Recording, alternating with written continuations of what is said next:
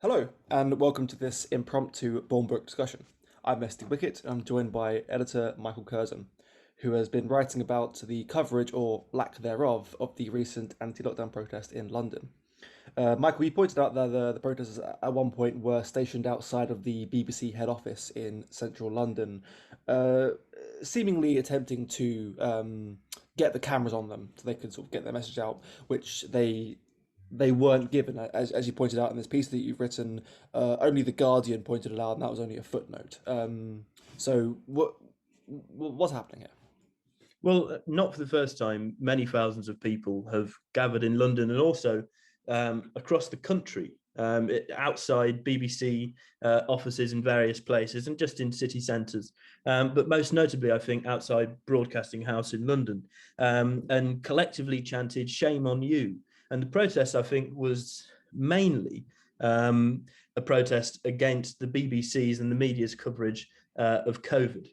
And I think actually the aftermath of the protest, i.e., the coverage of it, or as you say, lack thereof, proves their point.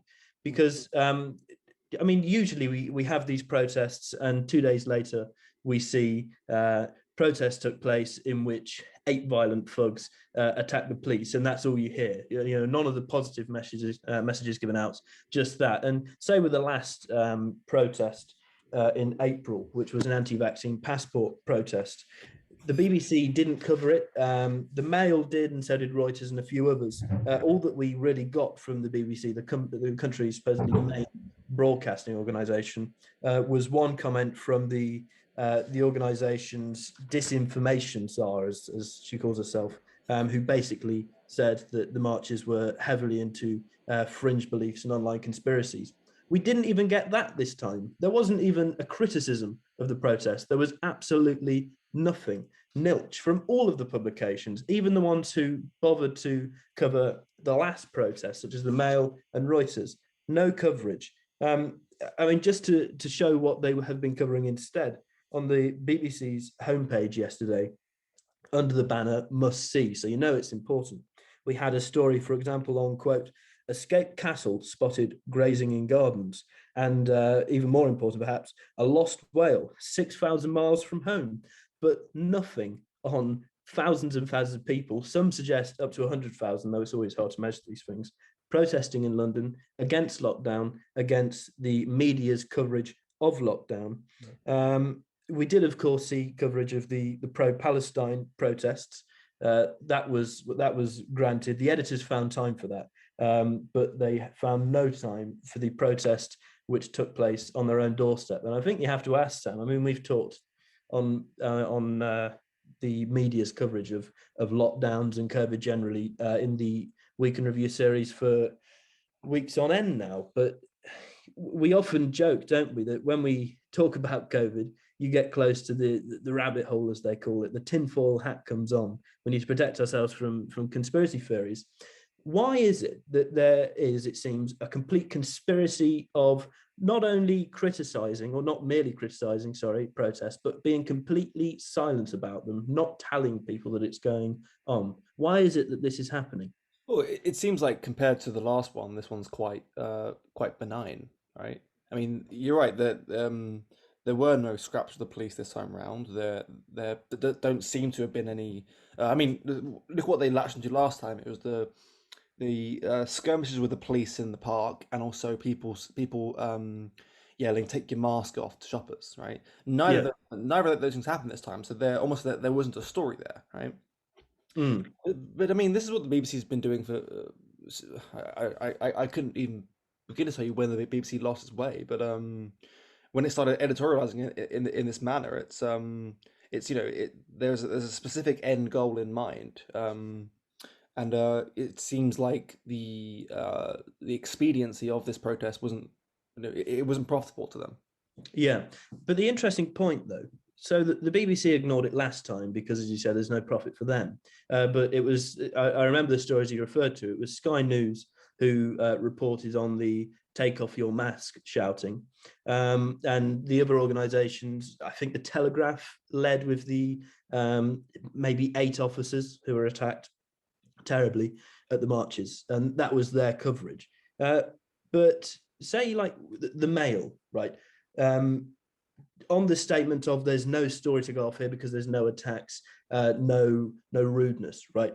The Mail has been reporting on anti-BBC sentiment for years. It loves it. It thrives off it. It gets money off it because the old readers of the Mail, typically, I worked at a shop over the last year. I saw the people who bought the Mail every day. They were the sort of people who would complain about the license fee, complain about wokeness on the BBC. You've got thousands of people in London shouting, "Shame on you," not anywhere, but directly at BBC HQ. Surely that's brilliant for the Mail. That's a great story. You could have that on the front page.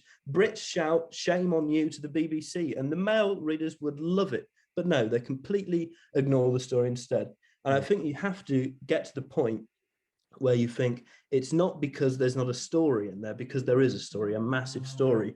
Instead, there's a great piece written earlier this year by Frederick Edwards for the Conservative Woman, and in fact another piece coming up tomorrow or today, depending on when this is published, on Monday, in any case, on the advertisements for the papers. Now, of course, papers, because no one reads them anymore in print form, have been doing horrendously for decades. And more so in the past year, probably even more so during COVID. I imagine there's been a significant drop in sales. And also, given the lack in sales, papers survive off donors and mainly advertisement. Shops have been closed. And therein lies the problem, right? I mean, something that you pointed out in the past is that the in the last year, the British government has been the largest solicitor of ad space in papers. Precisely. Yeah. I mean, shops have been closed, theatres have been closed, restaurants have been closed, pubs have been closed. The places where fancy beers are sold, which are advertised in the papers, have been closed. The shoe shop, no one's been bothered to get shirts and suits. No one's been really planning extravagant weddings or venues. All of these people who usually advertise haven't been there. They've not opened their doors, and many of them, it must be said, never will open their doors again because of the very thing that the protesters yesterday were protesting against. Therefore, it's like with religion. When you strip a nation of a religion, it's not left with an empty void. Something else takes its place. Another religion comes in. I mean, now we've got the religion of the NHS, of course, but so too with advertisement. When all the advertisers come out, they're not left with nothing. Otherwise, the papers would cease to exist. What's happened is that the government has stepped in instead through mass advertisement on, especially through NHS campaigns, all those, make sure you wear your mask or look me in the eyes and tell me you don't social distance. And there have been days which look like something from a dystopian book, like the cover of a dystopian book, where all of the papers have had the exact same cover, an advertisement cover: protect the NHS, or stay at home, work from home when you can, try not to travel, whatever it is. Every single paper, the exact same thing, which just shows the amount of money that is involved in this stuff. And the headline that Frederick Edwards went with, or rather the Conservative Woman editors went with, I imagine, was "The papers don't dare to bite the hands that feed them." And I think that's probably the answer to this, that the papers don't want to put out too much of an anti-government line, or don't even want to give air to those who are opposed to the government's measures on lockdowns, possibly because they are fearful that they will lose money as a result of it. And I think, it's certainly not because there's no story in it, because there's a large story. We have to start asking why. That's a possibility that it's because of the advertisement. I think there's a strong case in it, and I'd recommend people to read the piece that I mentioned. But it's certainly something that we need to inquire deeper into. And if anything, should be part of the COVID inquiry, rather than just whether or not lockdown was imposed early enough. We should be looking at the media's role and whether the media responded correctly, and whether it asked enough questions of the government.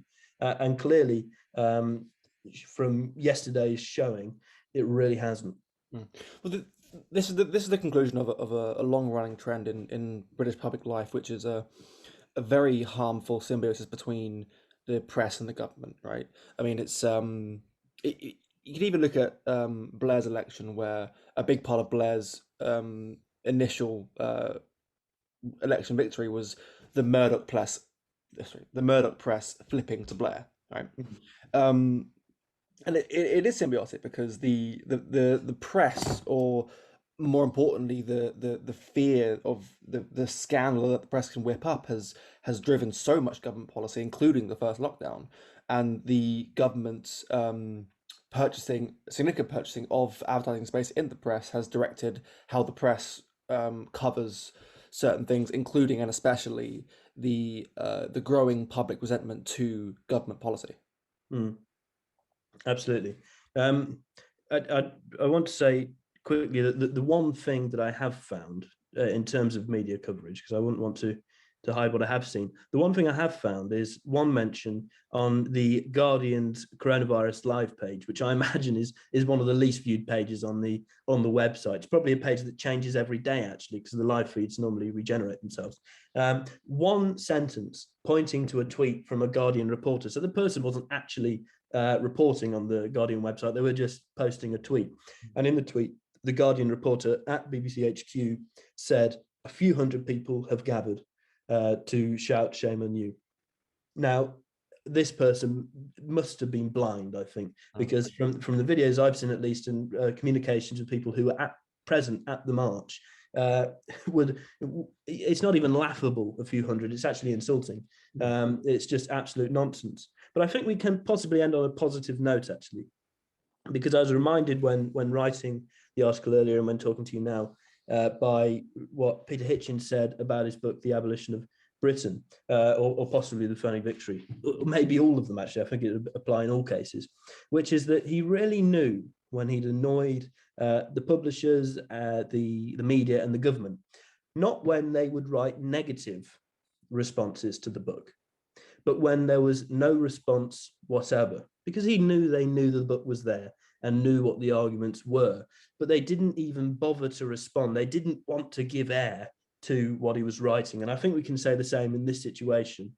The papers haven't even bothered to criticize the protesters as conspiracy theorists and whacks. Instead, what they've done is completely ignored it. And I think when they completely ignore it, you know that you've really got to them. Yeah, because you know, public trust in journalists is so low at the moment that even if they did run a hit piece, it would possibly have an adverse effect. Mm. This is them really covering their asses by just not even putting the lens on it. Not even bothering to do that. Absolutely.